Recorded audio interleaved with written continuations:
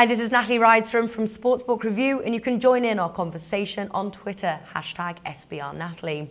Now, Newcastle will host Crystal Palace on Saturday. The odds point to the home victory, but could this be a match that could go either way? What does today's guest think? Joining us now to give us his thoughts on the match is William Hill's in-play radio host, Lee Phelps. Lee, good to have you back here. Yeah, pleasure to be. I'm a bit worried that the Crystal Palace fans are going to start a vendetta against me soon. Yeah, well, you do seem to be previewing Crystal Palace every week. I wonder why that is. But let's jump to it. Well, the three-way line has Newcastle priced at 1.75, the draw at 3.75, and your favourite Crystal Palace priced at 5.75. But looking at both teams' recent performances, neither team has done much to convince me that they can win this, and for that reason, I'm not touching the winners market. Do you agree here?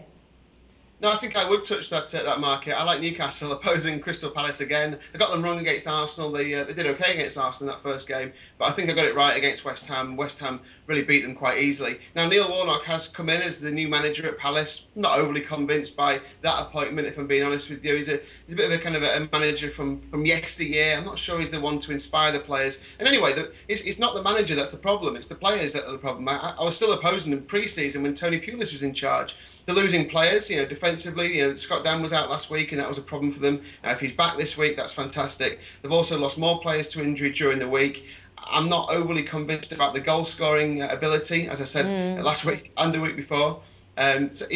Newcastle, I get probably what you're saying, that they haven't scored goals yet, Natalie, and I get that. But there are promising signs from Newcastle, I think, which is more than can be said for Crystal Palace. So I'd be happy to go in Newcastle in the winners' market here.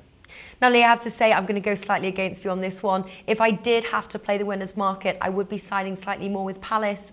They won 3-0 on the road playing League One team Warsaw for the Capital One Cup. They got a goal in playing West Ham, and the time before that playing Arsenal. Now, I know not the greatest achievement, but Newcastle failed to score against Man City, then Aston Villa, and they only managed a goal playing League One team Gillingham. So I'm probably more tempted to go with the Palace, or the Palace draw no bet option, priced at 4.2. I can also see this game ending in a draw. But one thing I would say, though, is that both have leaky defences, both need strengthening up front. So which way would you lean then on the both teams to score line?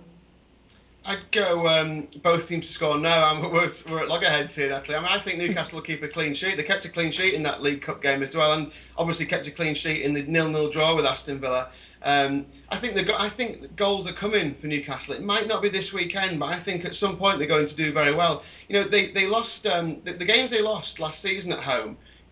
6 of them were against the top 7 clubs in the country. They beat all 3 of the relegated clubs, only by 1-0, admittedly, or 2-1, but they beat all 3 relegated clubs. I think Palace will be down there amongst the teams who are threatening relegation, and that's what I'm going with.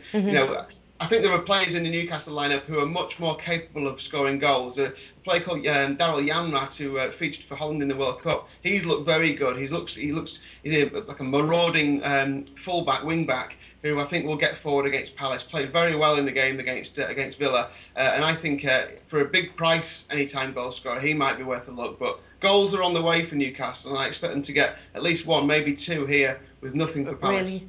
Well, I agree with you on the both teams to score no, because I can see a 0-0 or a 1-0 to Crystal Palace. And then, I'm also expecting this to be a low-scoring match. Maybe even the under 1.5 goals, which is priced at 3.05. Quite a nice return there. That came through. And the under 2.5 goals, which is priced at 1.7. Which way would you go then on that market? I tend to agree with you. I can see why you'd be tempted by that under 1.5. Don't think it'll be a high scorer. I'd probably go under 2.5 for safety. I like Newcastle to win. I like the under 2.5. So maybe match the 2 up. Newcastle to win and under 2.5 for me. But I'm not going to be greedy. Newcastle win is a nice price for me, and that's my main bet in this game. All right, wonderful. Lee Phelps, thanks for joining us. No problem.